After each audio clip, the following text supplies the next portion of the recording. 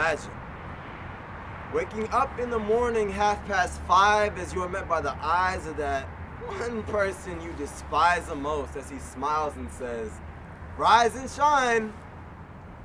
Accustomed to his habitual daily ritual, I save myself the time, avoiding the lies disguised behind his iris and simply meeting him with closed eyelids, denying him the vaguest notion of regard, the slightest inkling of concern, yet his tears begin trickling as he yearns for my help, yelps his all too familiar screech of desperation as he beseeches my support, pleads his pleas of agony, please, I need you.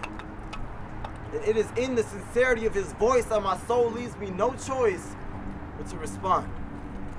I ignore the sensation of guile that pervades within me from my head to my toes and open an ear of sympathy all the while.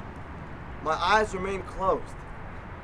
But please, by no means should you feel tenderheartedness for his plight. You see, he constructs the exact same sob story every solitary night and rehearses it until I wake.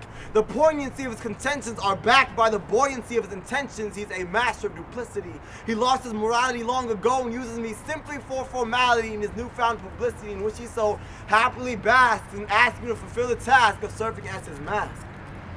I cloak the blemishes of his faith as it wavers, and he returns the favor by stabbing me in the back. I conceal his zeal for extravagance and luxury with the pastoral array, hide the weeds that have replaced the seeds of his creed with a floral bouquet, in order to maintain civilian oblivion to his moral decay. But today is the day I stop the charade. Today is the day I rain on his parade.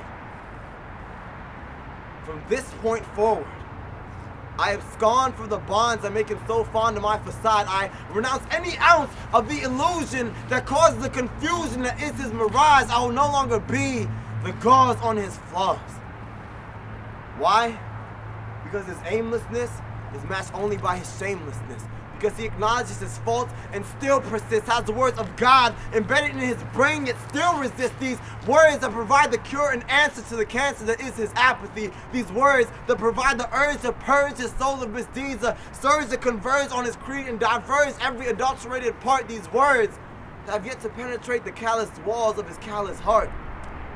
Instead, he falls prey to the devil's tactics and journeys through life tactless. His iconoclastic mentality has left me flabbergasted and utterly confounded. How can he neglect established ideals for ones that are unfounded? Behind the blinds of my eyelids lie my eyes astounded as they question if Allah hadn't blessed him to be born on Islam. Would he have found it? Because anytime good comes one way, you find him going the opposite way, representing the true teachings of Islam only on opposite day. And he claims to want to change the world, to start a movement, points the finger at the man when three beg him for self-improvement, preaches abstinence, yet finds himself indulgent in amusement, seeks inclusion into circles from which he once sought exclusion. What devices of delusion and confusion are we called?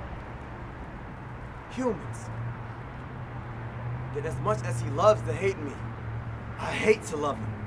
My chastisement of him stems only from my desire to see him flourish and shine. I seek a panoramic panacea for a narrow-minded mind, for a hollow heart and shallow soul, hoping I can find a vessel of reform to weather his storm and hitchhike a ride, to better his ways, alter his waves, and embrace a turning tide. But he flagrantly revels in his pride, a vagrant who takes the devil as his guide, and I stand disheveled on the side of his fast lane, holding the signs in cups of hope, begging for change, yet he remains adamant in his recalcitrance.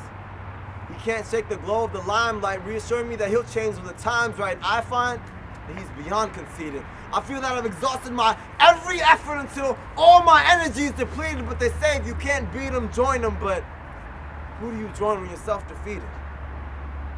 You see, this morning, when the cycle of his cunning restarted, I decided to put an end to his nonchalance. Yet when I confronted him, it was stunning to find that I received no response.